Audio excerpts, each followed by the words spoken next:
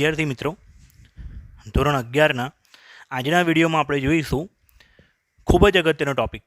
એવું સમજી લો કે પહેલા ચેપ્ટરનો મુખ્ય મુદ્દો, પહેલું ચેપ્ટર હવે શરૂ થયું અને આ જે બધા નિયમો ભણીશું તેને આધારે ઘણા બધા MCQ, ઘણા બધી વસ્તુઓ ક્લિયર થશે. કોન્સેપ્ટ એકચ્યુઅલીમાં કેમેસ્ટ્રીના કોન્સેપ્ટ તમને ક્લિયર કરવા માટે આ બધા નિયમો શીખવા જરૂરી છે. ઓકે, કેમ કે 9મા 10મામાં ઘણી બધી વસ્તુઓ એવી હતી કે જે તમે સીધી સ્વીકારી લેતા હતા, ગોખી લેતા હતા.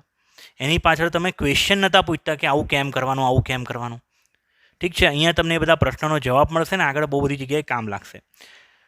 આપણો ટૉપિક છે આજનો 1.5 રાસાયણિક સંયોગીકરણના નિયમો, lose of chemical combination. Lose of chemical combination મારા પેમ્પલેટમાં 20મા નંબરના પેજ ઉપર છે આ.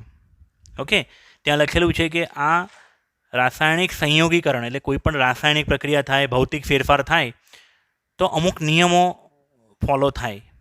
તો એ 5 નિયમોને આધીન છે. મેં લખ્યા છે 6 નિયમો.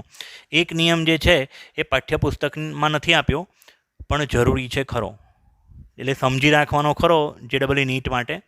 એને ગોખવાનું નહીં, બરાબર, એનું લોજિક ક્લિયર કરવાનું. બાકીને 1, 2, 3, 4 અને 5 આ 5 નિયમો થિયરીમાં આવી શકે, 2 માર્ક 3 માર્કમાં આવી શકે. ઓકે, સૌથી પહેલો નિયમ છે દળ સંચયનો નિયમ. દળ સંચયનો નિયમ. સંચય એટલે જાળવી રાખવું, સંગ્રહ કરી રાખવું. એને ઇંગ્લિશમાં કહેવાય law of conservation of mass. Law of conservation of mass. સમજાવો આ બધાનું બધી ડિટેલમાં વિગત બી સમજાવો. પહેલાં નિયમોના નામ સમજી લઈએ. બીજો નિયમ છે નિશ્ચિત પ્રમાણનો નિયમ. એને ઇંગ્લિશમાં કહેવાય છે લો ઓફ ડિફાઇનાઇટ પ્રપોર્શન. નિશ્ચિત પ્રમાણનો નિયમ. ત્રીજો નિયમ છે ગુણક પ્રમાણનો નિયમ. ઇંગ્લિશમાં કહેવાય લો ઓફ મલ્ટિપલ પ્રપોર્શન. ઠીક છે. પછી છે ચોથો નિયમ સંયોજિત ભારનો નિયમ, લો ઓફ કમ્બાઇનિંગ વેઇટ. આ ચોથા મુદ્દામાં હું 2 નિયમોને એક સાથે લઈ લઈશ કેમ કે એકબીજા સાથે થોડા ઘણા કનેક્ટેડ છે. સંયોજિત ભારનો નિયમ એટલે કમ્બાઇનિંગ વેઇટ અને વ્યસ્તપણાનો સિદ્ધાંત law of reciprocal proportion. Reciprocal એટલે વ્યસ્ત થવું, વ્યસ્તપણાનો સિદ્ધાંત. પાંચમું છે ગેલ્યુસેકનો વાયુમય કદનો સિદ્ધાંત, કદનો નિયમ, law of gaseous volume of Gay Lussac. Gay Lussac law of gaseous volume. અને છઠ્ઠો છે એવોગેડ્રો નિયમ, એવોગેડ્રોસ લો. ઓકે, આ જે 4 નિયમો છે ને, પહેલાં 4 તેમાં દળ સંકળાયેલ છે અને બીજા 2 જે છે તેમાં વાયુનું કદ સંકળાયેલ છે. વાયુનું કદ અને તેના જથ્થા સાથે સંબંધ ધરાવે છે. જ્યારે પહેલાં 4 નિયમો એ દળ સાથે સંબંધ ધરાવે છે. ઓકે, ત્યારબાદ હવે પહેલો નિયમ ભણીએ બાળકો, દળ સંચયનો નિયમ, કન્ઝર્વેશન ઓફ માસ. આ નિયમ એન્ટોની લેવાઇઝર સાયન્ટિસ્ટે આપ્યો હતો, જે નીચે મુજબ છે. દ્રવ્યનું સર્જન કે વિનાશ શક્ય નથી. ફરીથી એકવાર, દ્રવ્યનું સર્જન કે વિનાશ શક્ય નથી. આ પ્રકારનું સ્ટેટમેન્ટ ઉર્જા માટે તમે ભણ્યા હતા, ઉર્જા સંરક્ષણનો નિયમ, કે ઉર્જાનું સર્જન કે વિનાશ શક્ય નથી. ઉર્જાનું એક સ્વરૂપમાંથી બીજા સ્વરૂપમાં રૂપાંતર થાય છે. વિશ્વમાં કુલ ઉર્જાનો જથ્થો અચળ રહે છે. એવું જ અહીંયા શેના માટે છે? દ્રવ્ય માટે. કે કોઈ પણ પ્રક્રિયા થાય ત્યારે જે પ્રક્રિયકો હોય અને નિપજ 2 વસ્તુ હોય, તો જેટલું પ્રક્રિયકોનું દળ હોય તેટલું જ નિપજનું કુલ દળ થશે. ઓકે, સાદું સ્ટેટમેન્ટ, ટેક્સ્ટબુકનું સ્ટેટમેન્ટ શું છે? દ્રવ્યનું સર્જન કે વિનાશ શક્ય નથી. અને સાથે સાથે આ સ્ટેટમેન્ટ બી તમે યાદ રાખજો કે કોઈ પણ રાસાયણિક કે ભૌતિક ફેરફાર દરમિયાન પ્રક્રિયકોનું કુલ દળ, સાંભળજો, પ્રક્રિયકોનું કુલ દળ અને નિપજનું કુલ દળ કેવું હશે? સરખું હશે. પ્રક્રિયકોનું કુલ વજન ઇક્વલ ટુ નિપજનું કુલ વજન. ઓકે, આ નિયમ અને આના બેઝ ઉપર રસાયણ વિજ્ઞાનમાં કેટલાક લેટેસ્ટ આધુનિક નિયમ, આધુનિક વિકાસમાં ફાયદો રહ્યો. બીજી વસ્તુ, આ નિયમ પ્રક્રિયકો નિપજના ચોક્કસ દળના માપન માટે એ જે સાયન્ટિસ્ટ એન્ટોની લેવાઇઝરે બહુ બધી દહન ક્રિયાઓનો અભ્યાસ કર્યો હતો, તેનું પરિણામ છે. યોજનાબદ્ધ પ્રયોગોનું પરિણામ હતું.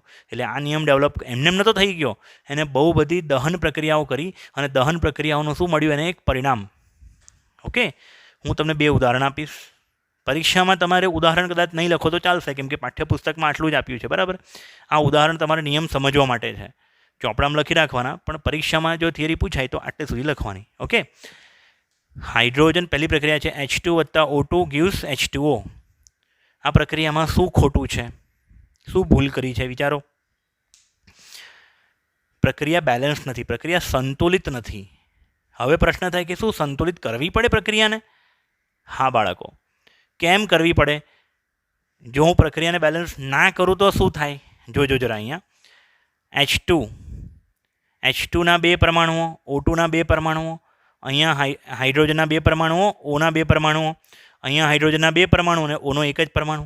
મતલબ કે ઓનો એક પરમાણુ શું થઈ ગયો? ગાયબ. દ્રવ્યનું શું થઈ ગયું? વિનાશ. જે શક્ય નથી આ નિયમ પ્રમાણે. બરાબર. હા, રેડિયો એક્ટિવિટી પ્રક્રિયાઓમાં ન્યુક્લિયર રિએક્શનની અંદર કેટલીક પ્રક્રિયાઓમાં એવું થાય કે દ્રવ્યનો વિનાશ થાય પણ એની સામે ઉર્જા ઉત્પન્ન થાય. દ્રવ્ય અને ઉર્જાને સાંકળી શકાય. પણ અત્યારે આપણી પાઠ્યપુસ્તક પ્રમાણે દ્રવ્ય સંચયનો નિયમ આપણે એપ્લાય કર્યો. એટલે ડાબી બાજુ પ્રક્રિયકોનું વજન ઇક્વલ ટુ નિપજનું વજન સરખું નહીં થાય. સમજો વાતને. હાઇડ્રોજનનો પરમાણુ ભાર છે 1 ગુણ્યા 2 ગ્રામ પ્રતિ મોલ અથવા 2 યુ. બરાબર. યુ એટલે શું? એટોમિક માસ યુનિટ. ઓક્સિજનનો પરમાણુ ભાર છે 16 દુની 32 યુ, 32 યુ, 16 યુ, 32 યુ અને 2 યુ. તો જો આ બેનો સરવાળો કરીએ તો 34 થવું જોઈએ. જ્યારે અહીંયા તો H2O મળે છે. હાઇડ્રોજનનો અણુભાર કેવી રીતના શોધશો બાળકો? હાઇડ્રોજનનો H2O નો અણુભાર કેવી રીતના શોધશો? હાઇડ્રોજનનો પરમાણુ ભાર ગુણ્યા 2 વત્તા ઓક્સિજનનો પરમાણુ ભાર 16, ટોટલ થશે 18 યુ. તો પ્રક્રિયકોનું કુલ વજન થાય છે 34 અને નિપજનું કુલ વજન થાય છે 18. એટલે અહીંયા દ્રવ્ય સંચયનો નિયમ અપ્લાય થતો નથી. અને એપ્લાય કરવા માટે બાળકો આપણે શું કરવું પડે? પ્રક્રિયાને બેલેન્સ કરવી પડે. પ્રક્રિયાને બેલેન્સ કરવા માટે કેટલાક મહાનુભાવો શું કહે કે અહીંયા સર તમે O2ની બદલે O લઈ લો. બેટા, એકલો O તત્વ સ્વરૂપે અસ્તિત્વ ધરાવતો નથી. કુદરતમાં શું મળે છે? આપણને O2 મળે છે. એટલે મારે અહીંયા O2 તો લખવું જ પડે. બરાબર. હા, અહીંયા 2 ઓક્સિજન છે એટલે મારે અહીંયા શું કરવું પડે? આગળ 2 ગુણું. હાઇડ્રોજન 4 થઈ ગયા એટલે અહીંયા 2 ગુણું છું. હવે તમે ફરીથી ટોટલ કરો. હવે જોજો જરા. હાઇડ્રોજનના ટોટલ કેટલા પરમાણુઓ થયા? 4 પરમાણુઓ એટલે 4 યુ, કેમ કે એક પરમાણુનું વજન 1 યુ છે. ઓક્સિજનના 2 પરમાણુઓ 16 દુની 32 યુ. પાણી, તો પાણી માટે જે હાઇડ્રોજનના કેટલા પરમાણુઓ અહીંયા છે? 4 વત્તા ઓક્સિજનના 2 એટલે 4 વત્તા 32. બરાબર છે. 4 વત્તા 32 36 યુ થશે. તો જોજો જરા, આ બેનો સરવાળો 36 થાય છે. નિપજ બી કેટલું મળે છે? 36. એટલે પ્રક્રિયકોનું કુલ વજન ઇક્વલ ટુ નિપજનું કુલ વજન. હવે દળ સંચયનો નિયમ અપ્લાય થયો. પહેલાં નહોતો થયો, હવે આમાં થયો. આને શું કહેવાય? દળ સંચયનો નિયમ એપ્લાય થયો એવું કહેવાય. બીજી વાત, ચલો H2 ગેસ ફોર્મમાં હોત, O2 ગેસ ફોર્મમાં, એ ભેગા થઈને H2O લિક્વિડ બનાવતા. હવે આ H2O લિક્વિડને હું ગરમી આપું અને જો H2O વરાળ બની જાય, પાણીની વરાળ, તો બી એ પાણીની વરાળ બી કેટલી ઉત્પન્ન થશે? બધી લિક્વિડમાંથી ધારો કે ગેસ કન્વર્ટ થઈ ગયું તો 36 યુ થતું. મતલબ આ જે થયું એ કેમિકલ ફેરફાર થયો, રાસાયણિક ફેરફાર. H2 અને O2 ભેગા થઈને પાણી બનાવ્યું લિક્વિડ, એ રાસાયણિક ફેરફાર થયો. અને આ જે ફેરફાર છે કયો ફેરફાર છે? ભૌતિક ફેરફાર. એટલે રાસાયણિક ફેરફાર કે ભૌતિક ફેરફારમાં દળ સંચયનો નિયમ અપ્લાય થાય છે. ચલો બીજી પ્રક્રિયા જોઈ. N2 વત્તા H2 gives અમોનિયા. અહીંયા પણ જુઓ તો નાઇટ્રોજનના 2 પરમાણુઓ છે. અહીંયા નાઇટ્રોજનનો એક જ પરમાણુ, એક પરમાણુ ઉડી ગયો. હાઇડ્રોજનના 2 પરમાણુઓ અહીંયા 3 પરમાણુઓ. આવું ના થાય. આ લખ્યું છે, ખોટું લખ્યું છે. તો એને બેલેન્સ કરવી પડે. નાઇટ્રોજનના 2 પરમાણુઓ છે એટલે અહીંયા એમોનિયાની આગળ 2 કર્યું. હાઇડ્રોજનના 3 દુની 6 પરમાણુઓ એટલે અહીંયા 3 કર્યું. 3 દુની 6 થઈ ગયું. હવે તમે ગુણો. નાઇટ્રોજનનો પરમાણુ ભાર એકલા Nનો પરમાણુ ભાર છે 14, Hનો પરમાણુ ભાર છે 1. બરાબર છે. તો N2 છે તો 14 દુની શું થશે? 28 યુ. 2 ગુણ્યા 3 6 યુ અહીંયા થશે. અને અમોનિયાની વાત કરીએ તો અમોનિયામાં નાઇટ્રોજન છે 14, 3 હાઇડ્રોજન એટલે 14 વત્તા 3 17. 17 વજન થાય છે 1 એમોનિયાનું. એવા 2 એમોનિયા છે તો 2 ગુણ્યા 17 34 યુ નિપજનું વજન. અને પ્રક્રિયકનું કુલ વજન તમે કરો તો એ બી 34 જ થાય છે. મતલબ કે અહીંયા પણ દળ સંચયનો નિયમ એપ્લાય થયો બાળકો. ઠીક છે. હવે આગળ જઈએ બીજા નિયમ પર. બીજો નિયમ છે બાળકો નિશ્ચિત પ્રમાણનો નિયમ. બીજા નિયમ નિશ્ચિત પ્રમાણનો નિયમ ફ્રેન્ચ રસાયણશાસ્ત્રી જોસેફ પ્રાઉસ્ટ દ્વારા રજૂ થયેલો. તેને નિવેદિત કર્યું, તેને નિયમ આપ્યો કે આપેલ સંયોજન હંમેશા વજનથી સરખા પ્રમાણમાં જ તત્વો ધરાવે છે. ધારો કે કોઈ સંયોજન છે H2O. H2Oની અંદર હાઇડ્રોજનના 2 પરમાણુઓ, ઓક્સિજનનો 1 પરમાણુ, એટલે હાઇડ્રોજન 2U અને ઓક્સિજન 16U. તો આ જે પ્રમાણ છે ને 2:16 એટલે 1:8 એ કેવું રહેશે? નિશ્ચિત રહેશે. પછી પાણી તમે કુદરતમાંથી, વરસાદમાંથી પાણી લો, અથવા કોઈ કેમિકલ રિએક્શન જેમ કે એસિડ વત્તા બેઝ ગીવ્સ ક્ષાર વત્તા પાણી, એમાં પાણી બનાવો, બીજી કોઈ રીતે પાણી બનાવો, તો ગમે તે રીતે પાણી બનાવો, કોઈ પણ દેશમાં તમે પાણી બનાવો, પાણીની અંદર H અને Oનું વજનનો જે ગુણોત્તર છે એ કેવો રહેશે? સરખો. એ બદલાશે નહીં. તમારા મગજમાં પાણી આવે એટલે H2O જ યાદ આવે? કોઈ દિવસ H3O યાદ આવે છે? H4O યાદ આવે છે? નથી યાદ આવતું ને. H2O જ યાદ આવે છે. એટલે 2 હાઇડ્રોજન 1 ઓક્સિજન, એનું પ્રમાણ કેવું હશે? નિશ્ચિત હશે. ઠીક છે. એને બીજી રીતે પણ લખી શકાય. પરીક્ષામાં બને ત્યાં સુધી ટેક્સ્ટબુકનું જ લખવાનું, આ સમજવા માટે છે ખાલી. આપેલા કોઈ નિશ્ચિત સંયોજનના જુદા જુદા નમૂનાઓમાં તેમાં રહેલા ઘટક તત્વોની વજનથી ટકાવારી એટલે કે વજનથી પ્રમાણ સરખું હોય છે. ફરીથી એકવાર, કોઈ નિશ્ચિત સંયોજનના જુદા જુદા નમૂના, મતલબ મેં તમને કીધું એ પ્રમાણે પાણીને તમે કુદરતમાંથી લાવો, નદી, સરોવર, કોઈ જગ્યાથી લાવો છો, બરાબર, વરસાદમાંથી પાણીને એકઠું કરો છો, નિસ્યંદિત પાણી, અથવા તો કોઈ પાણીને કોઈ કેમિકલ રિએક્શનમાંથી બનાવો છો. બંને રીતે જુદા જુદા નમૂનાઓમાં તેમાં રહેલા તત્વો H અને Oનું વજનથી પ્રમાણ કેવું હશે? સરખું હશે. હવે આ પ્રાઉસ્ટ નામનો જે સાયન્ટિસ્ટ છે તેને ક્યુપ્રિક કાર્બોનેટ અથવા કોપર કાર્બોનેટ CuCO3નો અભ્યાસ કર્યો, 2 નમૂનાઓમાં પ્રયોગ કર્યો, અને બંને નમૂનાઓના અભ્યાસ પરથી એને એમાં રહેલા તત્વો, કયા કયા તત્વો છે? તો કે ભાઈ કોપર છે, કાર્બન છે, O છે, તેનું પ્રમાણ, સંગઠન એક સરખું જ છે તેવું સાબિત જોયું. તેને જોયું કે સંગઠન બધાનું ટકાવારી કેવી મળે છે? સરખી જ. ઓકે. ઉદાહરણ તરીકે ક્યુપ્રિક કાર્બોનેટનો કુદરતી નમૂનો એને લીધો. જ્યારે કુદરતી નમૂનો એટલે નેચર, કુદરતમાંથી મળ્યો, ક્યુપ્રિક કાર્બોનેટ ખડક સ્વરૂપે, પથ્થર સ્વરૂપે એને મળ્યો. એમાં કોપરના દળથી ટકા, જેમ કે 100 ગ્રામનો પથ્થર લીધો ક્યુપ્રિક કાર્બોનેટનો, એમાં કોપર કેટલું હતું? 51.35%. હા, આ ટકા કેવી રીતના શોધવાના એ હું તમને પછી શીખવાડીશ, અને શોધી કાઢ્યા પ્રયોગથી. ઓના ટકા 9.74%, અને કાર્બનના 38.91%. આ પ્રમાણ કયું? કુદરતી નમૂનામાં. અને તેટલું જ પ્રમાણ સંશ્લેષિત નમૂનો એટલે પ્રાયોગિક રીતે બનાવેલો, લેબોરેટરીમાં બનાવેલો, એમાં પણ 51.35, 9.74 અને 38.91 મળ્યું. મતલબ જે પ્રમાણ કુદરતી નમૂનામાં છે તે જ પ્રમાણ સંશ્લેષિત નમૂનામાં. તો એ શું સૂચવે છે? બંનેની અંદર કાંઈ કુદરતી CuCO3 મેળવો, કાં તો ચાહે સંશ્લેષિત રીતે CuCO3 મેળવો, એમાં ઘટકોનું પ્રમાણ કેવું હશે? નિશ્ચિત હશે. આમ સ્ત્રોત ગમે તે પ્રકારનો હોવા છતાં પણ આપેલા સંયોજનમાં સમાન તત્વો સરખા પ્રમાણમાં હોય, જેમ કે કોપરનું પ્રમાણ સરખું, ઓક્સિજનનું પ્રમાણ સરખું, કાર્બનનું પ્રમાણ સરખું. આ નિયમનું વ્યાજબીપણું જુદા જુદા પ્રયોગ પરથી સાબિત થયું. આ નિયમ એમને કંઈ રજૂ નહોતો કરી નાખ્યો, એને પ્રયોગો કર્યા, બહુ બધા પ્રયોગો કર્યા. જેટલી મિનિટ આપણને ભણવામાં લાગી ને, બની શકે છે ને, એટલે એટલા કલાકો, બહુ બધા દિવસો ગયા હોય. ઠીક છે. એટલે પ્રયોગો પરથી સાબિત થયેલું, અને કેટલીક વખત તેને નિશ્ચિત સંગઠનનો નિયમ પણ કહી શકાય. નિશ્ચિત પ્રમાણનો નિયમ અથવા નિશ્ચિત સંગઠન, એટલે સંગઠન એ પ્રમાણનો સમાનાર્થી શબ્દ થયો. બરાબર. બીજું એક એક્સ્ટ્રા ઉદાહરણ લઈએ. પાણીને અલગ અલગ રીતે 2 રીતે બનાવી શકાય છે. જેમ કે હાઇડ્રોજન વાયુ અને ઓક્સિજન વાયુમાંથી H2O બનાવ્યો, અથવા હાઇડ્રોજન પેરોક્સાઇડ H2O2 એટલે બેટા હાઇડ્રોજન પેરોક્સાઇડ, હાઇડ્રોજન પેરોક્સાઇડનું વિઘટન કરાયું ઉદ્દીપકની હાજરીમાં, તો આપણને એમાંથી મળ્યું H2O અને O2. તો બંને રીતે જે H2O મળ્યા ને, એ H2Oમાં ભલે આપણને 2 અણુ મળે છે, પણ હું વાત કરું છું 1 અણુની. H2Oમાં H અને Oનું પ્રમાણ કેટલું હશે? H છે 2, 2 એકા 2, ઓક્સિજન પરમાણુ બળ છે 16, તો એનું H અને Oનું દળથી પ્રમાણ કેટલું મળશે? 2:16 એટલે 1:8.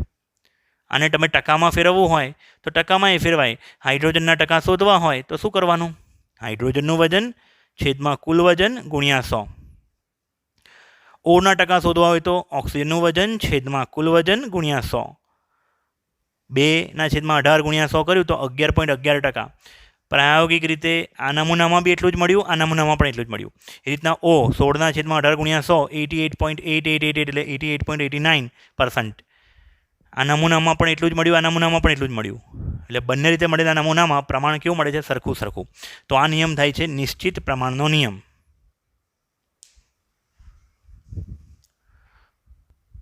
હવે બાળકો પાઠ્યપુસ્તકની બહારનો એક દાખલો જ કરાવું છું તમને, જે તમને નિશ્ચિત પ્રમાણનો નિયમ સમજાવશે થોડીક સારી રીતના. પાઠ્યપુસ્તકનો બહારનો દાખલો સ્કૂલની પરીક્ષામાં કદાચ કામ નહીં લાગે, પણ આવા પ્રશ્નોની જો આદત હશે ને તો 12 સાયન્સના બોર્ડનું પેપરની અંદર બહારનું પૂછાય થોડું ઘણું. 10 માર્કનું એવું હોય છે કે જે થોડું ટ્વિસ્ટ કરીને ચોપડી પરથી બનાવે છે, તો એવા વખતે તકલીફ નહીં પડે. બીજું, કોમ્પિટિટિવ એક્ઝામમાં હું જે બી એક્સ્ટ્રા કંઈક કરાવતો હોય એ કામ લાગે એવું હશે તો જ કરાવીશ. એક પણ શબ્દ હું વધારાનો નહીં લખાવું તમને, ઠીક છે? પ્રશ્ન છે, દાખલો છે 6.488 ગ્રામ લેડ પીબી એટલે લેડની પ્રક્રિયા 1.002 ગ્રામ O2 વાયુ સાથે કરતાં PbO2 લેડ પેરોક્સાઇડ, આ સંયોજનનું નામ છે લેડ પેરોક્સાઇડ બને છે. લેડ ધાતુ છે, એ ધાતુની પ્રક્રિયા ઓક્સિજન વાયુ સાથે કરવામાં આવે તો આ લેડ પેરોક્સાઇડ નામનું સંયોજન બને. આ પેરોક્સાઇડ એ શું છે વળી? પેરોક્સાઇડ એટલે O સિંગલ બોન્ડ O અને એનો કુલ વીજભાર હોય -2, અથવા તમે આવું પણ લખી શકો O2 -2 અને પીબીનો વીજભાર હશે +2, એટલે બે ભેગા થયા તો સંયોજન બન્યું PbO2. Okay, lead peroxide. આ લેડ પેરોક્સાઇડ ને કઈ રીતે બનાવ્યું? પહેલી રીત બનાવવાની આ છે રીત નંબર 1. ઓકે, અને આ છે રીત નંબર 2. બીજી રીત કઈ? PbNO3 ટ્વાઇસ લેડ નાઇટ્રેટના ઉષ્મીય વિઘટનથી, એટલે આને ગરમી આપીએ છે તો એમાંથી પણ PbO2 મળે છે. આ રીતે બનતા PbO2માં ઓક્સિજનના દળથી ટકા એ લોકોએ માપ્યા, ઓના દળથી ટકા માપ્યા, 13.38% જણાયા. ઉપરની વિગતોનો ઉપયોગ કરીને સાબિત કરો કે અહીં નિશ્ચિત પ્રમાણનો નિયમ લાગુ પડે છે. એટલે જો બીજા પ્રયોગની અંદર તો શું ડાયરેક્ટ ઓના ટકા આપી દીધા છે, એટલે આપણે શું કરીએ, પહેલા પ્રયોગમાં ઓના ટકા શોધી કાઢીએ, અને પહેલા પ્રયોગમાં જો ઓના ટકા આટલા જ આવે 13.38 જ, એનો મતલબ નિશ્ચિત પ્રમાણનો નિયમનું પાલન થયું છે એમ કહેવાય. ઠીક છે? સૌ પહેલાં પ્રયોગ 1માં PbO2ના કુલ દળ કેટલું થશે વિચારો? તો કે પીબીનું દળ, કેમ કે PB plus O2 gives PbO2, એટલે પીબીનું દળ જે છે વત્તા O2નું દળ ઇઝ ઇક્વલ ટુ PbO2 નિપજનું દળ. બરાબર ને? તો દ્રવ્ય સંચયનો નિયમનું પાલન થાય. PB plus O2 gives PbO2, તો જેટલું પ્રક્રિયકોનું વજન હશે એટલું જ નિપજનું વજન થશે ને બાળકો? તો પ્રક્રિયકનું વજન છે 6.488 ગ્રામ વત્તા O2નું વજન છે 1.002 ગ્રામ. આ બેનો આપણે સરવાળો કરીએ તો આ સરવાળો કેટલો થશે જુઓ જરા. 88માં 2 જાય એટલે 90 થઈ જાય, અને અહીંયા 1 એટલે 7.490 ગ્રામ. આ થયું PbO2નું કુલ દળ. હવે આમાં તમારે ઓના ટકા શોધવા હોય, ઓના દળથી ટકા શોધવા હોય તો શું કરવું પડે? ઓક્સિજનનું દળ છેદમાં કુલ દળ PbO2નું દળ ગુણ્યા 100. ઓનું વજન કેટલું છે? 1.002. કુલ દળ છે 7.490 × 100. આ કિંમતોનો ભાગાકાર કરશો ને બાળકો તો એ મળશે 13.38 જ. કરી જોજો કેલ્સીથી બાળકો તમે. હવે આ પ્રયોગ 1 પરથી જે ટકાવારી મળી, પ્રયોગ 2માં બી ટકાવારી કેટલી છે? આટલી જ છે. પ્રયોગ 1માં ઓના જે ટકા મળ્યા તેટલા જ ટકા પ્રયોગ 2માં પણ છે, જે સૂચવે છે કે અહીં નિશ્ચિત પ્રમાણનો નિયમ લાગુ પડે છે. નિશ્ચિત પ્રમાણનો નિયમ લાગુ પડે છે. ઓકે, ત્યારબાદ આગળનો નિયમ જોઈએ.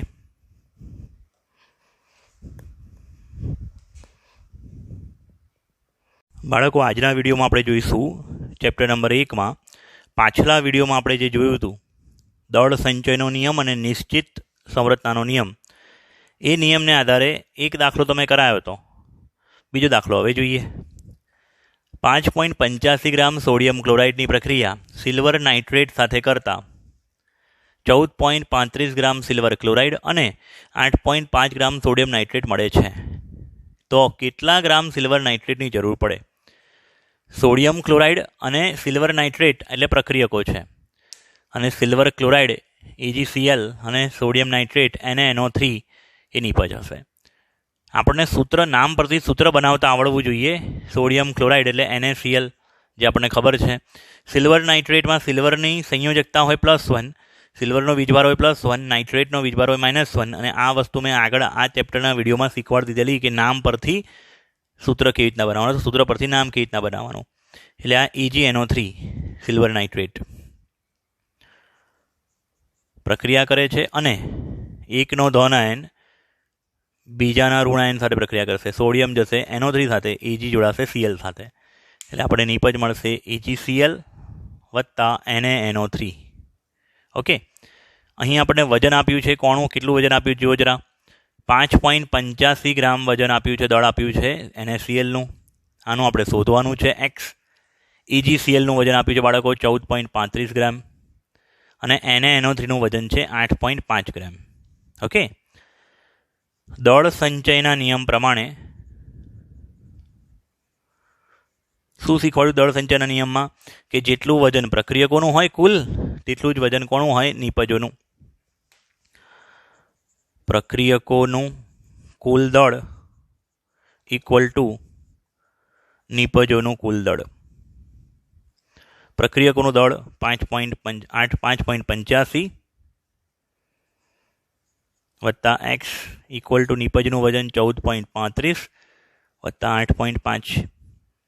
આ બે કિંમતનો સરવાળો 14.35 અને 8.5નો સરવાળો 22.85 આવશે. એટલે 5.85 ઇક્વલ ટુ 5.85 વત્તા x ઇક્વલ ટુ 22.85. એક્સને કરતા બનાવીએ, આ 5.85 પેલી બાજુ બાદ થાય, બાદબાકીનો જવાબ આવશે 17 ગ્રામ AgNO3ની જરૂર પડે.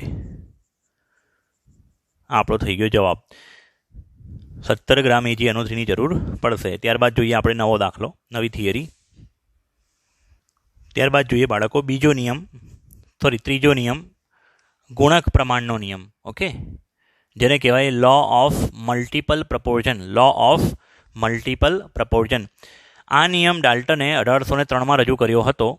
આ નિયમ પ્રમાણે આ સ્ટેટમેન્ટ નિયમનું યાદ રાખજો. જ્યારે બે તત્વો સંયોજાઈને એક અથવા વધારે સંયોજનો બનાવે, બે તત્વો સંયોજાઈને એક કરતાં વધારે સંયોજનો બનાવે, ત્યારે એક તત્વના બીજા તત્વના નિશ્ચિત દળ સાથે એક તત્વ બીજા તત્વના નિશ્ચિત દળ સાથે જોડાય છે. એટલે એક તત્વનો જુદો દળ બીજા તત્વના નિશ્ચિત વજન સાથે જોડાય છે.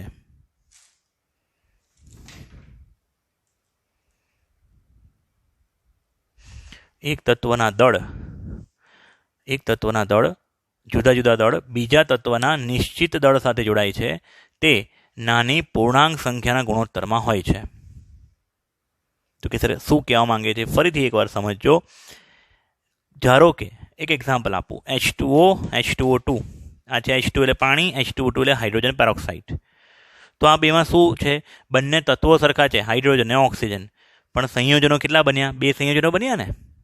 એ રીતે નાઇટ્રોજન અને ઓક્સિજન 2 તત્વો થયા. નાઇટ્રોજન અને ઓક્સિજન વડે 1, 2, 3, 4, 5 અલગ સંયોજનો બન્યા. ડાયનાઇટ્રોજન ઓક્સાઇડ, નાઇટ્રોજન મોનોક્સાઇડ, ડાયનાઇટ્રોજન ટ્રાયોક્સાઇડ, ડાયનાઇટ્રોજન ટેટ્રોક્સાઇડ, ડાયનાઇટ્રોજન પેન્ટોક્સાઇડ. એટલે આ બધા સંયોજનો શું છે? 2 તત્વોથી બન્યા.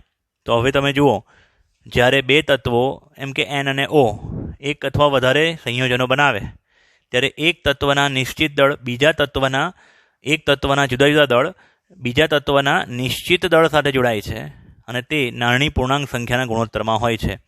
H2O અને H2O2માં શું કોમન છે? તો કે હાઇડ્રોજન 2 છે, ઓક્સિજન અહીંયા 1 છે ને અહીંયા 2 છે.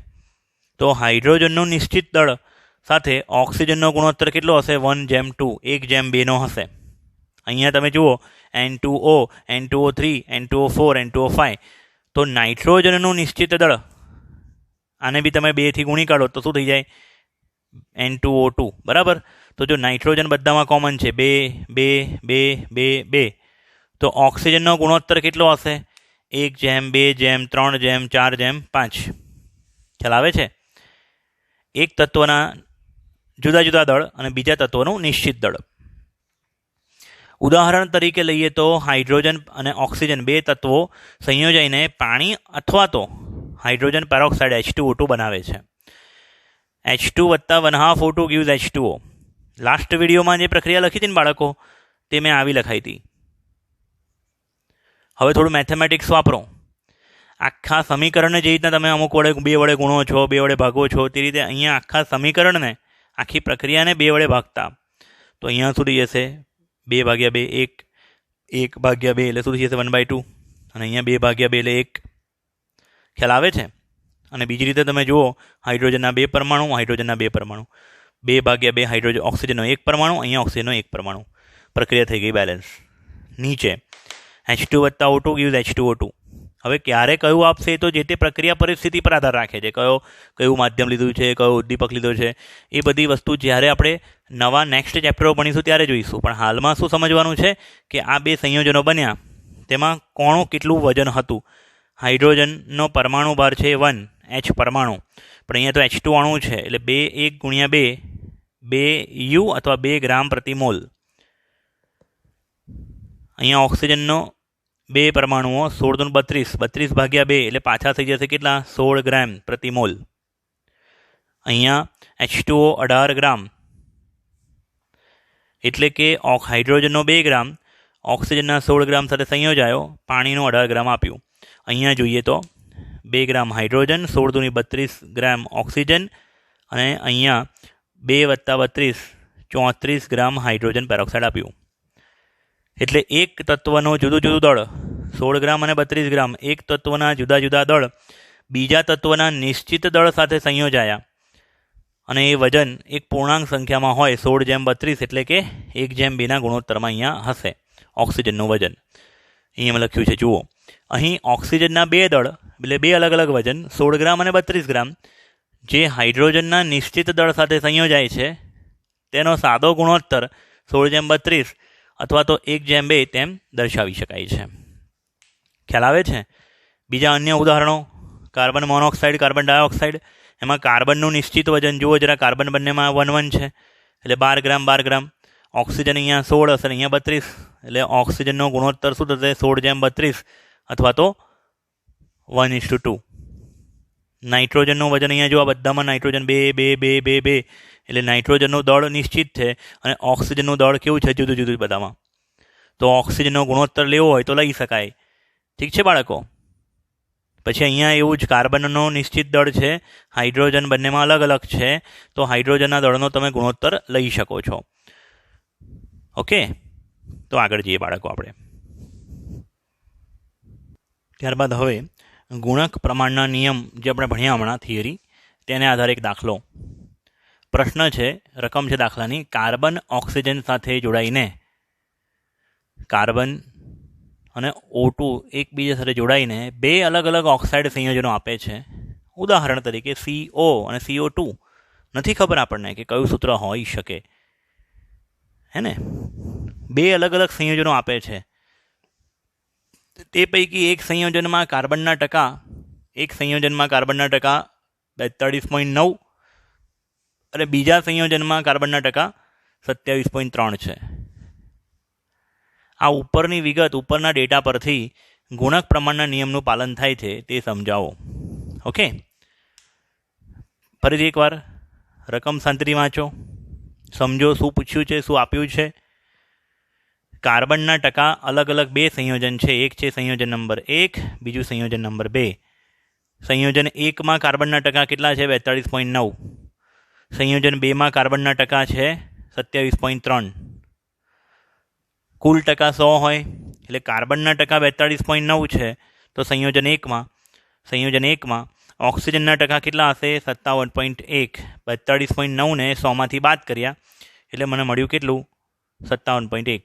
રીતના સંયોજન 2માં કાર્બનના ટકા 27.3 છે, એને 100માંથી બાદ કર્યા એટલે 72.7% મળ્યા મને ઓક્સિજન. ઓકે, હવે આમાં કોઈ ચારમાંથી કોઈ વેલ્યુ કોમન નથી. ગુણક પ્રમાણનો નિયમ શું હતો? સ્ટેટમેન્ટ યાદ કરો. ગુણક પ્રમાણનો નિયમ, ગુણક પ્રમાણના નિયમ મુજબ એક તત્વનું નિશ્ચિત દળ સાથે બીજા તત્વના જુદા જુદા દળ જોડાય છે. એક તત્વનું કેવું વજન હોય? નિશ્ચિત. તો આપણે નિશ્ચિત કરી નાખીએ. કઈ રીતે કરવાનું? કાં તો કાર્બન કાં તો ઓક્સિજન, બેમાંથી કોઈ એકનું વજન આપણે ફિક્સ ધાર લઈશું 1 ગ્રામ. 1 ગ્રામની બદલે તમને ઈચ્છા થઈ 100 ગ્રામ ધરવાની તો 100 બી ધરાત, પણ મેં અહીંયા કેટલું ધાર્યું છે? 1 ગ્રામ. ગણતરીની સરળતા રહે એટલા માટે. તો આપણે શું કરવાનું સાંભળજો. પહેલું સંયોજન વિચારીએ. ધારો કે તો કાર્બનનું દળ જો 42.9 ગ્રામ હોય તો ઓક્સિજનનું દળ 57.1 ગ્રામ. બરાબર. તો 1 ગ્રામ સાથે 1 ગ્રામ કાર્બન સાથે કેટલો ઓક્સિજન જોડાય? અહીંયા ક્રોસ ગુણાકાર કરીએ તો શું થાય? 1 ગુણ્યા 57.1 છેદમાં 42.9, જે મેં અહીંયા ડાયરેક્ટ લખ્યું છે. જો હવે આટલું મેથેમેટિક્સ તો આપણે મોટા થઈ ગયા છે, એટલે આ ત્રિરાશિ પરથી ખબર પડે ને બાળકો. 42.9 ગ્રામ કાર્બન સાથે 57.1 ગ્રામ ઓક્સિજન જોડાય છે. તો 1 ગ્રામ કાર્બન સાથે કેટલા ઓક્સિજન જોડાય? તો મેં શું કર્યું? સંયોજન 1માં 1 ગ્રામ સાથે સંયોજાતા ઓક્સિજનનું દળ બરાબર 57.1 છેદમાં 42.9, સીધું ડાયરેક્ટ કરી નાખ્યું ભાગાકાર. ક્રોસ ગુણાકાર પરથી ખબર પડે છે ને. 57.1 ગુણ્યા 1 છેદમાં 42.9, 57.1 ગુણ્યા 1 ના લખો તો બી ચાલે, છેદમાં 42.9 ગુણ્યા 1 તો 57.1 જ થવાનું છે, અને છેદમાં 42.9. આ ભાગાકાર કર્યું તો જવાબ આવ્યો 1.33 ગ્રામ. કોનું વજન બેટા? ઓક્સિજનનું દળ. એ રીતે સંયોજન 2માં એ જ વસ્તુ આપણે એપ્લાય કરી શકીએ. સંયોજન 2 માટે પણ આપણે એ જ વસ્તુ એપ્લાય કરી શકીએ કે ભાઈ કાર્બનનું દળ જો 27.3 ગ્રામ હોય તો એની સાથે ઓક્સિજનનું દળ કેટલું હતું? ઓક્સિજનનું દળ 27.3 ગ્રામ સાથે ઓક્સિજનનું દળ 72.7 ગ્રામ. તો 1 ગ્રામ સાથે કેટલું? તો શું થાય? 1 ગુણ્યા 72.7 ના છેદમાં 27.3, 1 ગુણ્યા 72.7 ના છેદમાં 27.3. તો એ જ વસ્તુ મેં અહીંયા કરી. 72.7 ના છેદમાં 27.3. સંયોજન 2માં 1 ગ્રામ કાર્બન સાથે સંયોજાતા ઓક્સિજનનું દળ બરાબર ભાગાકાર કર્યો, મને જવાબ મળ્યો 2.66 ગ્રામ. મતલબ બંનેમાં મેં 1 ગ્રામ કાર્બન કેવું રાખ્યું છે? ફિક્સ. એક તત્વનું વજન કેવું રાખ્યું? નિશ્ચિત. જેવું પેલું H2O2 ને H2Oમાં હાઇડ્રોજનનું દળ હતું 2 ગ્રામ ફિક્સ હતું. બરાબર ને. પછી કાર્બન મોનોક્સાઇડ, કાર્બન ડાયોક્સાઇડ, પછી નાઇટ્રોજનના ઓક્સાઇડ જોયેલા. તેવી રીતે અહીં મેં શું કર્યું? કાર્બનનું વજન કેવું કરી નાખ્યું? ફિક્સ. ઓનું વજન કેટલું છે? 1.33 અને 2.66. આ પરથી કહી શકાય કે સંયોજન 1 અને સંયોજન 2માં કાર્બનનું નિશ્ચિત દળ, ફિક્સ દળ 1 ગ્રામ સાથે સંયોજિત થતાં ઓક્સિજનનું દળનો ગુણોત્તર 1.33 જેમ 2.66.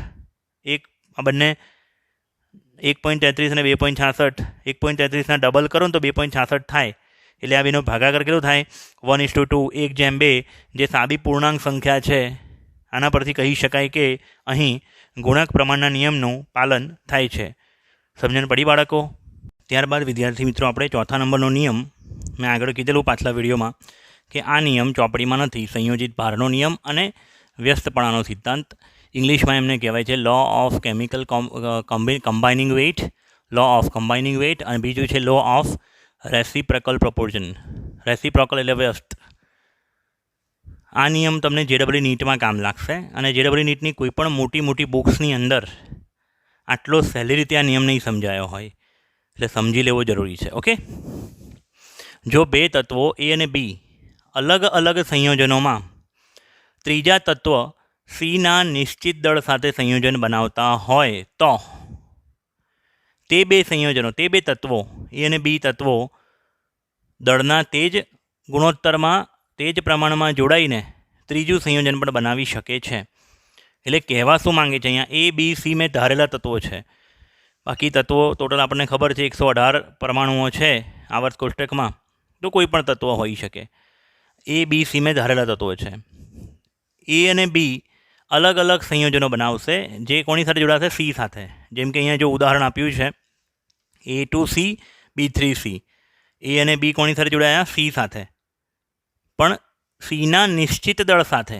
તમે જુઓ અહીંયા સીને મેં કેવું રાખ્યું છે પરમાણુ 1, સીનું વજન કેવું રાખ્યું સરખું, બંનેમાં 1 1 લીધો છે, કાં તો બંનેમાં 2 2 3 થી ગમે તે, પણ બેવનામાં સીનું વજન કેવું છે સરખું. અને A2B3 એટલે એનું પ્રમાણ છે 2, બીનું પ્રમાણ છે 3, તે જ ગુણોત્તરમાં એટલે આ A2B3 તે જ ગુણોત્તરમાં જોડાઈને ત્રીજું સંયોજન પણ બનાવી શકે A2B3. સાદી ભાષામાં હજી એકવાર કહું તો આ નિયમ ત્યારે વપરાય, ત્યારે કામ લાગે કે બે સંયોજનોના સૂત્રો આપ્યા હોય અને તેના પરથી ત્રીજા સંયોજનનું અનુમાન એટલે કે પ્રિડિક્શન થઈ શકે. ફરીથી એકવાર, બે સંયોજનોના અણુસૂત્રો આપેલા હોય તેના પરથી ત્રીજા સંયોજનનું અનુમાન ઇમેજિનેશન થઈ શકે. ખ્યાલ આવે છે? એટલે એક તત્વનું કેવું વજન, નિશ્ચિત વજન, તેની સાથે જોડાતા બાકીના બે તત્વો જે છે તે ત્રીજું સંયોજન પણ બનાવી શકે આ રીતે A2B3. ખ્યાલ આવે છે? બીજું ઉદાહરણ આપું બાળકો તમને. જેમ કે સંયોજન 1 છે SO2, સંયોજન 2 છે H2S, બેઉમાં કોમન કોણ છે સલ્ફર. સલ્ફરનું કેટલું વજન લીધેલું છે સરખું, બરાબર. સલ્ફરનો પરમાણુ ભાર 32 છે, એટલે 32 ગ્રામ સલ્ફર સાથે હાઇડ્રોજનના 2 ગ્રામ, ઓક્સિજનના 16 ગ્રામ જોડાય છે. અને આ બે સંયોજન પરથી પ્રિડિક્શન શું થાય? હા, સલ્ફર બેઉમાં સરખું છે. હવે બાકી કોણ રહ્યું? હાઇડ્રોજન અને ઓક્સિજન. હાઇડ્રોજનના 2 પરમાણુ, ઓક્સિજનના 2 પરમાણુ ભેગા થઈને એક ત્રીજું સંયોજન બનાવી શકે છે H2O2 હાઇડ્રોજન પેરોક્સાઇડ. તો અહીંયા કયા નિયમનું પાલન થયું? સંયોજિત ભારના નિયમનું, લો ઓફ કમ્બાઇનિંગ વેઇટનું પાલન થયું. ઓકે. પછી છે વ્યસ્તપણાનો સિદ્ધાંત.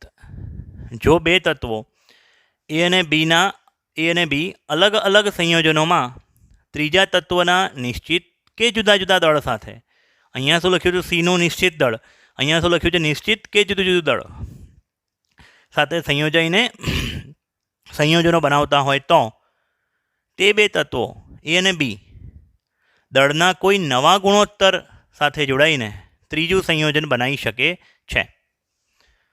એટલે જુઓ જરા અહીંયા, સંયોજન 1 SO2, સંયોજન 2 H2S. એટલે પહેલાં બે સંયોજન તો મેં બંનેમાં કેવા લીધા? જો કોમન. સલ્ફર બેઉમાં કેવું રાખ્યું છે? કોમન. અહીંયા સલ્ફર બંનેમાં કોમન છે. જો H2O2 બનાવે ને, H2O2 એટલે મતલબ બે સંયોજન પરથી ત્રીજા સંયોજનનું ઇમેજિનેશન થયું. H2O2 તો કયા નિયમનું પાલન થયું? સંયોજિત ભારનું. પણ H2O2ના બદલે એટલે કે જે ગુણોત્તર છે તેના બદલે કોઈ નવો ગુણોત્તર H2O 1:2:1. તો આ નિયમને કયો નિયમ કહેવાય? વ્યસ્તપણાનો સિદ્ધાંત. જો ગુણોત્તર H2O2 એનું એ જ રહે તો સંયોજિત ભાર, પણ જો ગુણોત્તર જે આપેલો ગુણોત્તર છે તેનાથી નવું જ કોઈ ગુણોત્તરવાળું સંયોજન બને, ગુણોત્તર એટલે પ્રમાણ, રેશિયો, બીજા જ કોઈ પ્રમાણવાળું સંયોજન બને તો તમે એને શું કહેશો? વ્યસ્તપણાનો સિદ્ધાંત અથવા રેસિપ્રોકલ પ્રપોર્શન. ઓકે.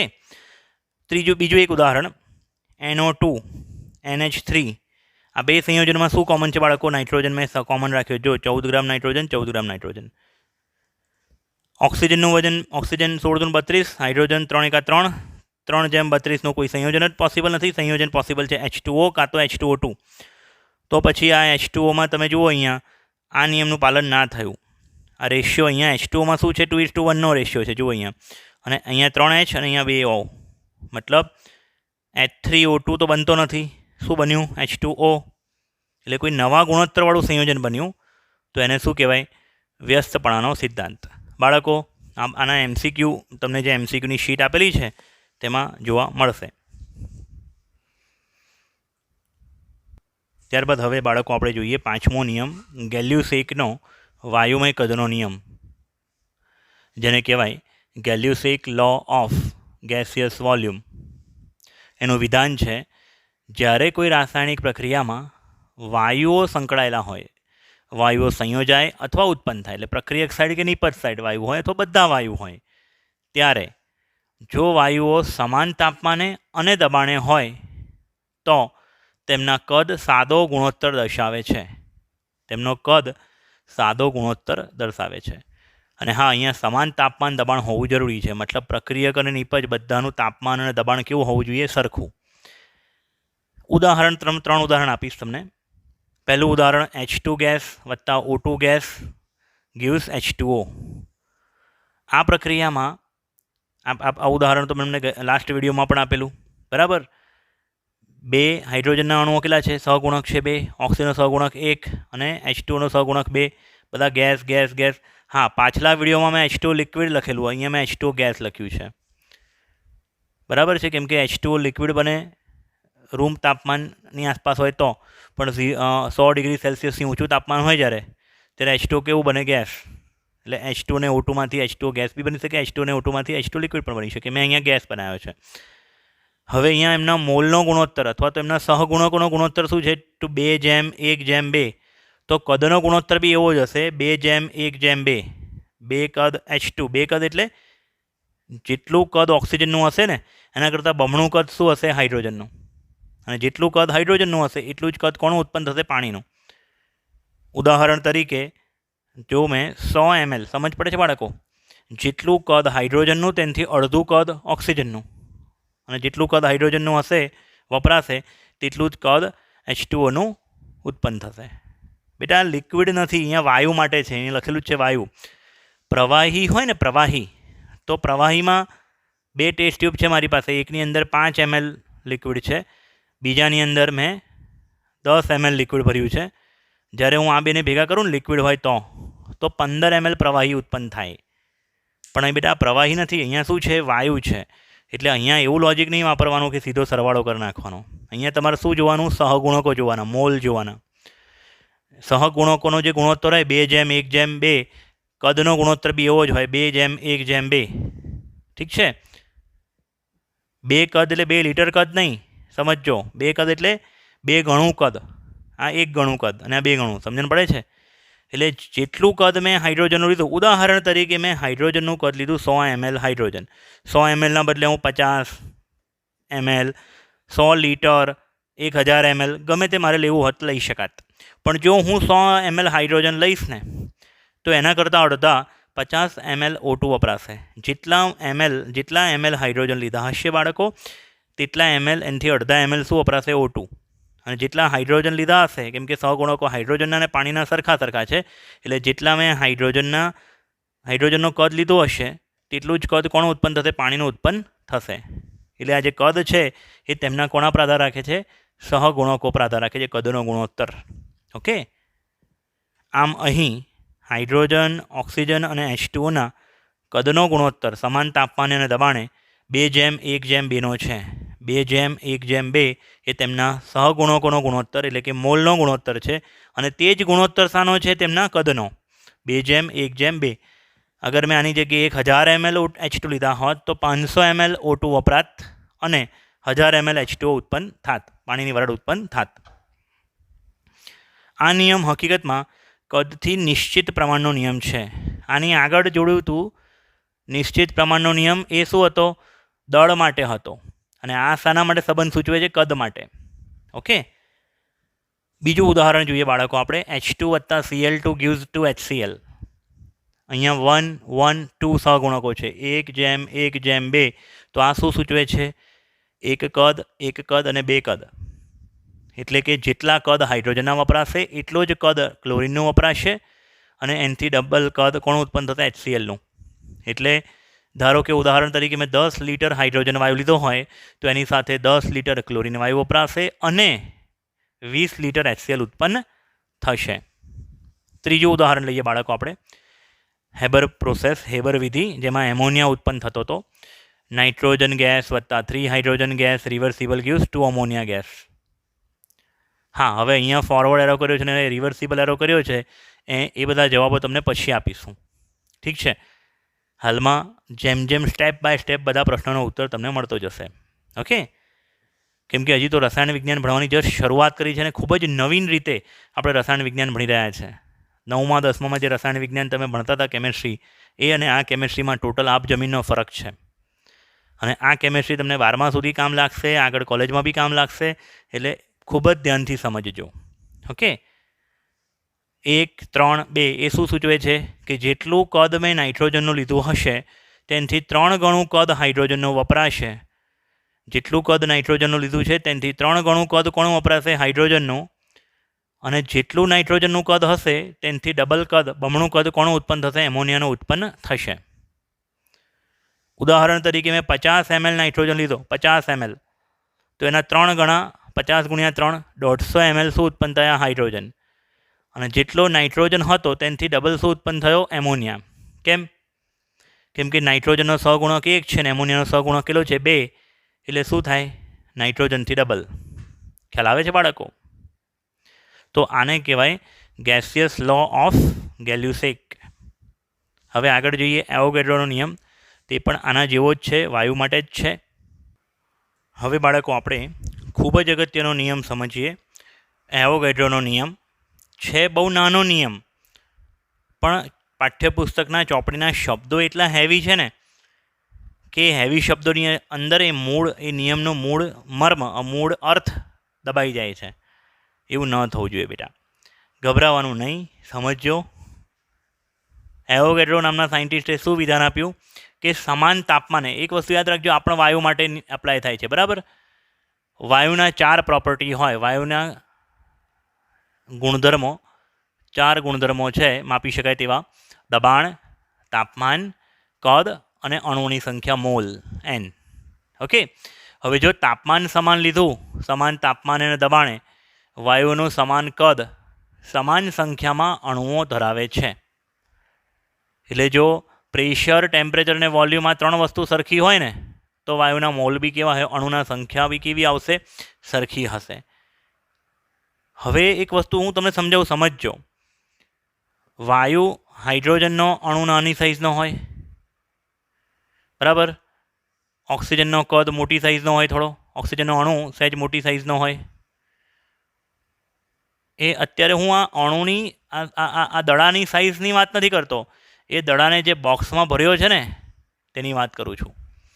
વાયુનું કદ એટલે આ વાયુએ રોકેલી જગ્યા એને વાયુનું કદ ના કહેવાય. વાયુના અણુનો સાઇઝને એને વાયુનું કદ ના કહેવાય. ટોટલ વાયુએ જે જગ્યા રોકી ને, ટોટલ આખું બોક્સ, ટોટલ જગ્યા જે રોકી, આટલી જગ્યા જે બ્લુ કલરની રોકી તે નહીં, આ ટોટલ સર્કલ કર્યું છે તે વાયુના અણુઓએ રોકેલી જગ્યા કહેવાય. એને વાયુનું કદ માનવામાં આવે છે. હવે તમે બંને બોક્સ જુઓ, બંને સ્ક્વેર, લગભગ સરખી સાઇઝના 2 સ્ક્વેર છે, બરાબર? અને બંનેના અણુઓની સંખ્યા કેવી છે? સરખી. કેમ કે બંનેનું તાપમાન સરખું હતું, બંનેનું દબાણ સરખું હતું અને બંનેનું કદ સરખું હતું. 3 વસ્તુ, તાપમાન, દબાણ અને કદ સરખું છે. તો બેઉમાં અણુઓની સંખ્યા બી શું હશે? સરખી. પછી ભલે ને એકમાં હાઇડ્રોજન વાયુ ભર્યો છે ને એકમાં ઓક્સિજન વાયુ ભર્યો છે, ડઝ નોટ મેટર, પણ બેઉની અંદર અણુઓની સંખ્યા કેવી છે? સરખી છે. ખ્યાલ આવશે બાળકો? એવોગેડ્રોએ પરમાણુ અને અણુ વચ્ચેનો ભેદ પારખ્યો. કેમ કે એવોગેડ્રોની પહેલાં ડાલ્ટન ને બીજા અમુક સાયન્ટિસ્ટ એવું માનતા હતા કે એક સરખા 2 પરમાણુઓ જોડાઈને અણુ બનાવી જ ના શકે. એ લોકોને એવું હતું કે HCl અણુ છે જેમાં કેવું છે, એક કરતાં જુદા જુદા પ્રકારના 2 પરમાણુઓ ભેગા થયા અણુ બનાવ્યો. પણ એ લોકોને એવું ખબર જ નથી કે એક સરખા 2 પરમાણુઓ ભેગા થઈને બી અણુ બનાવી શકે. ચલો ઠીક છે. મેઇન ઇમ્પોર્ટન્ટ શું છે? થોડું ગેલ્યુસેકના નિયમ જેવું જ છે. પ્રક્રિયા એની જ બેઠી છે. 2H2 + O2 gives 2H2O gas. Gas એટલે H2O ગેસ એટલે શું કહેવાય? પાણીની બાષ્પ કહેવાય. 2 કદ હાઇડ્રોજન વાયુ, 1 કદ હાઇડ્રોજન વાયુ અને 2 કદ પાણીની બાષ્પ. કેમ આવું બેટા? કેમ કે અહીંયા સહગુણક 2 છે, અહીંયા સહગુણક 1 છે ને અહીંયા સહગુણક 2. જેટલો કદ હાઇડ્રોજનનો વપરાય, જેટલું કદ સમાન તાપમાન દબાણે, એનાથી ઓછું કદ શું વપરાશે? ઓક્સિજનનું, અડધું. અને જેટલો કદ હાઇડ્રોજનનું વપરાશે તેટલું જ કદ પાણીનું ઉત્પન્ન થશે, પાણીની બાષ્પનું ઉત્પન્ન થશે.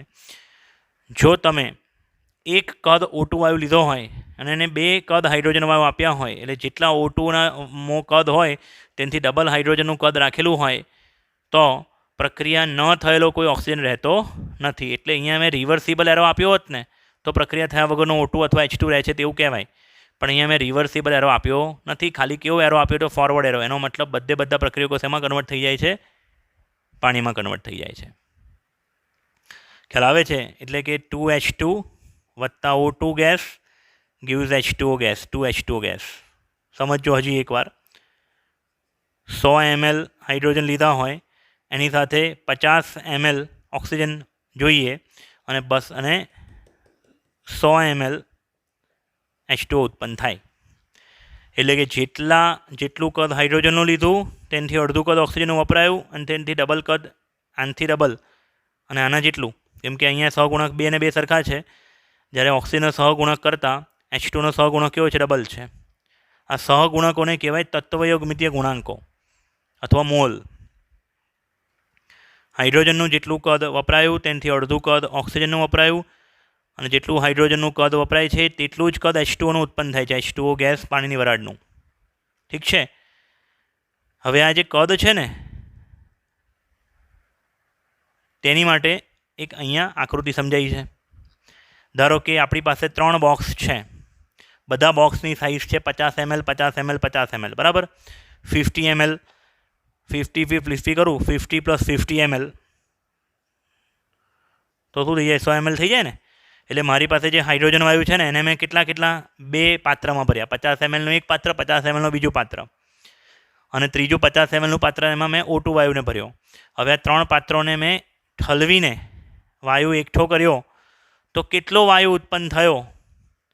તો કે ભાઈ 100 ml. એટલે કે આના કરતાં 2 ગણું, 2 કદ. ખ્યાલ આવે છે? એટલે અહીંયા 50 mlને હું કહું છું 1 કદ, 50 mlને હું શું કહું છું બેટા? 1 કદ. તો 50ના ડબલ 100 ml, એટલે 2 કદ H2O ઉત્પન્ન થયા. અહીંયા અણુઓ તમે જુઓ, H2 H2 H2 3 અણુઓ છે. અહીંયા બી 3 અણુઓ. આ ધાર્યા છે ખાલી 3 અણુઓ, 3 4 5 જેટલા હોય એટલા. એકચ્યુઅલીમાં તો લાખો કરોડો હશે, પણ આ સમજવા માટે ખાલી મેં 3 લખ્યા છે. 3 હાઇડ્રોજનના અણુ લખ્યા છે, 3 અહીંયા બીજા હાઇડ્રોજનના, ટોટલ 6, અને અહીંયા કેટલા છે? 3 જ. એનો મતલબ શું? O2ના અણુઓ કરતાં હાઇડ્રોજનના અણુઓ કેવા વપરાયા? ડબલ. અને તે ભેગા થઈને 1 2 3 4 5 6 અણુ શું બનાવ્યા? H2O. એટલે જેટલા અણુઓ O2ના હતા એનાથી ડબલ H2O ઉત્પન્ન થયા. બરાબર. હાઇડ્રોજન અને ઓક્સિજનને ડાયહાઇડ્રોજન અને ડાયઓક્સિજન તરીકે લીધેલા છે આપણે અહીંયા. હાઇડ્રોજનને ઓક્સિજન એટલે H અને O નહીં, આપણે દ્વિપરમાણવીય અણુ સ્વરૂપે એમને લીધેલા છે. તેથી આ નિયમને સારી રીતે સમજી શકાય. બાકી ડાલ્ટનની માન્યતા પ્રમાણે H ભેગા ના થઈ શકે, પણ એ ખોટી વાત હતી. એ લોકોએ એવોગેડ્રોને બહુ માન્યતા નથી આપવા દીધી એ વખતે, પણ એવોગેડ્રોનો નિયમ સાચો છે આજે સાબિત થઈ ગયું. બરાબર છે. બીજી એક વસ્તુ, ઉદાહરણ તરીકે મારી પાસે 5 લીટર, અહીંયા મેં 50 mlના બોક્સ ધાર્યા હતા, એની બદલે ધારો કે 5 લીટરનું મારી પાસે બોક્સ હોય, બીજું 5 લીટરનું બોક્સ છે, અથવા 5 લીટરનો ફુગ્ગો છે. એકમાં મેં નાઇટ્રોજન વાયુ ભર્યો છે, બીજામાં હાઇડ્રોજન વાયુ ભર્યો છે. બેઉનું તાપમાન મેં 298 રાખ્યું, 298 કેલ્વિન, અને બેઉનું દબાણ મેં 1 વાતાવરણ અથવા 10⁵ પાસ્કલ આશરે રાખ્યું. તો બંને કન્ટેનરમાં અણુઓ ગણવા જવાની જરૂર નથી. એટલે કેમ કે કરોડો અબજો અણુઓ હોય એ બોક્સમાં, બધા અણુઓ આપણે ગણવા જવા, અને વાયુના અણુઓ તમે આ રૂમમાં શું અણુઓ છે ગણી શકવાના છો? ના. પણ એ અણુઓની સંખ્યા કેવી હશે? સમાન હશે. એટલે હવે આ આખા નિયમ પરથી એ સમજ્યા કે વાયુનું કદ એ તેમના અણુઓની સંખ્યા પર આધાર રાખે. જો તાપમાન અને દબાણ સરખું હોય તો વાયુનું કદ અને મોલ અણુઓની સંખ્યા એકબીજા સાથે સમચલનમાં છે. હું ફરીથી એકવાર બોલું, સાંભળજો. વાયુનું દબાણ અને તાપમાન સરખા હોય તો તેમના કદ અને મોલ એકબીજાના શું છે? સમપ્રમાણમાં. જો 2 અલગ અલગ વાયુઓ હોય તો એમના કદ અગર સરખા હોય તો તેમની અણુઓની સંખ્યા બી કેવી હશે? સરખી હશે. અગર કોઈ વાયુ કરતાં બીજા વાયુના અણુઓની સંખ્યા ડબલ હશે તો તેના કદ બી શું હશે? ડબલ હશે. ખ્યાલ આવે છે બાળકો? એટલે આ થયો એવોગેડ્રોનો નિયમ. હવે આપણે જોઈએ ડાલ્ટનના પરમાણુનો સિદ્ધાંત. આ સિદ્ધાંત એમ જોવા જઈએ તો અત્યારે જે 6 નિયમો ભણ્યા ને એ 6 નિયમોનો જ કંઈક સમન્વય છે. એટલે કાં તો ડાલ્ટનના નિયમ પરથી આ 6 નિયમો સમજી શકાય, અથવા 6 નિયમો પરથી ડાલ્ટન સમજી શકાય. હા, એમાં વાયુ વિશેના જે છેલ્લા 2 નિયમો હતા ને એ ડાલ્ટનનો ઉલ્લેખમાં નથી આવતા. એટલે પહેલાં 4 નિયમો જે હતા એ થોડા ઘણા ડાલ્ટનથી સમજી શકાય છે. અહીં ધ્યાન આપો. પહેલો મુદ્દો, પહેલાં શું છે નિયમ, કેમ આવ્યો?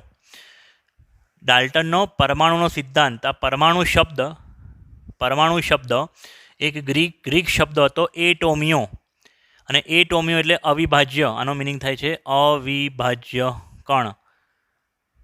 એના પરથી એટોમિયો પરથી એટમ શબ્દ શેના પરથી આવ્યો? એટોમિયો પરથી. ડાલ્ટન નામના વૈજ્ઞાનિકે પોતાની એક થિયરી લખી, પોતાની એક થીસીસ લખી. એ થિયરીનું નામ શું આપ્યું? A new system of chemical philosophy. A new system of chemical philosophy. અને એ પ્રકાશિત કરેલ, જેમાં નીચે પ્રમાણેની રજૂઆત કરવામાં આવી હતી. એના નિયમોના 4 મુદ્દા છે જે આપણે સમજીશું. પહેલો મુદ્દો છે દ્રવ્ય અવિભાજ્ય પરમાણુઓનું બનેલું છે. કોઈ પણ વસ્તુ હોય, દ્રવ્ય જેને કહેવાય, જેને જોઈ શકાય અથવા જે જગ્યા રોકે, બરાબર છે, તે દળ તેને દ્રવ્ય કહેવાય, ઘન પ્રવાહી કહેવાયું. ધારો કે આ પેન એક દ્રવ્ય છે, અહીંયા લખેલું આ ઇંક એ દ્રવ્ય છે. હવે એની અંદર શું હશે? અણુઓ. અને અણુઓ બી શેના બનેલા હશે? પરમાણુઓના. એટલે નાનામાં નાનો અવિભાજ્ય કોણ કોણ છે? પરમાણુ. બરાબર છે. બીજી વસ્તુ, આપેલ તત્વના બધા જ પરમાણુઓ સમાન ગુણધર્મ ધરાવે છે. આપેલ તત્વ એટલે ધારો કે કોઈ તત્વ ધારો 118 તત્વ છે, તમારે જે ધારવું હોય ધારો, જેમ કે કાર્બન. તો કાર્બન તત્વ એના બધા જ પરમાણુઓ સમાન ગુણધર્મ ધરાવે. એટલે કાર્બન પરમાણુની સાઇઝ, એની ત્રિજ્યા, એનું દળ, એ બધું કેવું હોય? સરખું હોય. ચાહે પછી એ કાર્બન પરમાણુ તમે અહીંયા લો વડોદરામાં, ગુજરાતમાં, કે પછી બહાર કોઈ જગ્યાએ તમે લેવા જાઓ, બધી જ જગ્યાએ એ કાર્બન પરમાણુના જે ગુણધર્મો હશે કેવા હશે? સરખા હશે. પણ બીજો કોઈ તત્વ છે, ધારો કે નાઇટ્રોજન, તો પછી એનો પરમાણુનું કદ મે બી આના કરતાં અલગ હોઈ શકે, એનું દળ મે બી આના કરતાં અલગ હોઈ શકે. ઠીક છે. જુદા જુદા પરમાણુઓના દળ જુદા જુદા હોય છે. જુદા જુદા પરમાણુઓ હોય તો એના દળ કેવા હોય? જુદા. સમાન પરમાણુ હોય, એક જ પર્ટિક્યુલર સમાન પરમાણુ હોય તો એના દળ સમાન હોય. ઠીક છે. જ્યારે જુદા જુદા તત્વના પરમાણુઓ કોઈ નિશ્ચિત પ્રમાણમાં જોડાય ત્યારે સંયોજન બને છે. અહીંયા વાત લખી છે સંયોજનની, જે ચેપ્ટરની શરૂઆતમાં મેં સમજાયું હતું કે તત્વ કોણે કહેવાય ને સંયોજન કોણે કહેવાય. એમાં શીખવાડ્યું તત્વ કોણે કહેવાય? જેમાં એક જ પ્રકારના પરમાણુઓ હોય. અને સંયોજન કોણે કહેવાય? કે જે એક કરતાં અલગ પ્રકારના તત્વોના પરમાણુઓ ભેગા થાય, જોડાય તો શું બને? સંયોજન. અને રાસાયણિક સંયોગીકરણથી, બંધથી જોડાશે. જેમ કે H2O, એમાં એક ઓની સાથે 2 H જોડાયા તો એક સંયોજન બન્યું H2O. HCl, જેમાં હાઇડ્રોજન અને ક્લોરિન જોડાયા તો એક સંયોજન બન્યું HCl. સોડિયમ અને ક્લોરાઇડ, એને અને સીએલમાં 2 તત્વના પરમાણુ NaCl લખેલા છે. સોડિયમ અને ક્લોરિનના 2 તત્વ છે, સોડિયમ ક્લોરિન 2 તત્વ છે, અને 2 પરમાણુ અહીંયા લખેલા છે. તમે જુઓ. એટલે જુદા જુદા તત્વના પરમાણુઓ કોઈ નિશ્ચિત પ્રમાણમાં જોડાય ત્યારે સંયોજન બને. એટલે NaCl બને ને ત્યારે સોડિયમનું ને ક્લોરિનનું જોડાવાનું પ્રમાણ કેટલું છે? 1:1. HClમાં હાઇડ્રોજન અને ક્લોરિન જોડાવાનું પ્રમાણ કેટલું છે? 1:1. H2Oમાં હાઇડ્રોજન અને ઓક્સિજનનું જોડાવાનું પ્રમાણ કેટલું છે? H2Oમાં 2:1. તો એ ગુણોત્તર કેવો રહેશે બેટા? સરખો રહેશે. ધારો કે સલ્ફર ટ્રાયોક્સાઇડ હોય તો એ સલ્ફર ટ્રાયોક્સાઇડમાં સલ્ફર અને ઓક્સિજનનું જોડાવાનું પ્રમાણ કેટલું છે? 1:3. એટલે એ દરેક સંયોજનમાં કેવું હોય? અલગ અલગ. પણ હું આજે બોલું પાણી, તો પાણીમાં એ પ્રમાણ કેવું હશે? નિશ્ચિત. કેટલું? 2:1, 2:1. પછી એ પાણી અહીંયા લેવા જવું, બીજી કોઈ જગ્યાએ લેવા જવું, ત્રીજી કોઈ જગ્યાએ, બધી જગ્યાએ પાણીનો રેશિયો કેવો હશે? હાઇડ્રોજન અને ઓક્સિજનનો સરખો હશે. જે તમે ક્યાં શીખ્યા હતા? નિશ્ચિત સંવર્તનાનો નિયમ, બરાબર ને? કોન્સ્ટન્ટ પ્રપોર્શન એમાં શીખેલા હતા, નિશ્ચિત સંવર્તનાનો નિયમ. પછી ચોથો મુદ્દો, જ્યારે કોઈ કેમિકલ રિએક્શન થાય, રાસાયણિક પ્રક્રિયામાં પરમાણુઓની ફેરગોઠવણીનો સમાવેશ થાય છે. કોઈ પણ રાસાયણિક પ્રક્રિયા થાય એમાં પરમાણુઓની શું થાય? ફેરગોઠવણી. તેમાં તેને રાસાયણિક પ્રક્રિયા દરમિયાન કોઈ પ્રક્રિયા દ્રવ્યનું ઉત્પન્ન સર્જન નથી થતું અથવા દ્રવ્યનું વિનાશ. ખાલી દ્રવ્યની શું થાય છે? અદલાબદલી. તત્વના પરમાણુની શું થાય છે? અદલાબદલી. બાકી જેટલું દ્રવ્ય પ્રક્રિયક બાજુ હતું એટલું દ્રવ્ય કઈ બાજુ છે? નિપજ બાજુ. આ તમે દળ સંચયના નિયમમાં શીખેલા હે ને? ડાલ્ટનના સિદ્ધાંત વડે જે રાસાયણિક સંયોગીકરણના નિયમો છે 1 થી 4, તે પણ રિવિઝન થઈ ગયા. તેની અમુક મર્યાદા હતી. સમસ્થાનિકો એક એની મર્યાદા થઈ કે કાર્બનનો તત્વ કાર્બન જ. ઉદાહરણ તરીકે કાર્બનના 3 સમસ્થાનિક છે, C12, C13, C14. તત્વ એક જ, 3 પ્રકારના પરમાણુ ધરાવે છે. 3 દળ અલગ અલગ, એકનું 12, એકનું 13, એકનું 14 દળ. આ માથા પર લખ્યું છે ને, દળ છે, વજન છે. તો જે આમાં આ નિયમનો ભંગ થયો ને. અહીંયા તો એવું કહે છે કે આપેલ તત્વો સમાન દળ હોય, પણ અહીંયા તત્વ એક જ છે કાર્બન, પણ આ દળ કેવા છે? અલગ અલગ. સમસ્થાનિક. બીજું, રેડિયો એક્ટિવ પ્રક્રિયામાં દ્રવ્યનો વિનાશ થઈ શકે છે. એમાં ચોથા નિયમનો ભંગ થાય છે. રેડિયો એક્ટિવ પ્રક્રિયામાં બીજી એક વસ્તુ બી એમાં એવું કહે છે કે પરમાણુને તોડી શકાય. રેડિયો એક્ટિવ પ્રક્રિયા શું કહે છે? પરમાણુને તોડી શકાય છે અને ઉર્જા ઉત્પન્ન થાય. જ્યારે ડાલ્ટન શું કહેતો હતો કે પરમાણુ શું છે? અવિભાજ્ય કણ છે. બીજો, એ વાયુના કદ વિશેની કોઈ માહિતી આપતો નથી. એ ડાલ્ટનના નિયમની મર્યાદા થઈ. બાળકો, આ ટોટલ 6 નિયમો અને 7મો ડાલ્ટનનો નિયમ. આટલી બધી વસ્તુ તમે આજે મોઢે કરી નાખો પરફેક્ટ, મળીએ નવા વિડીયો સાથે બાળકો ટૂંક જ સમયમાં.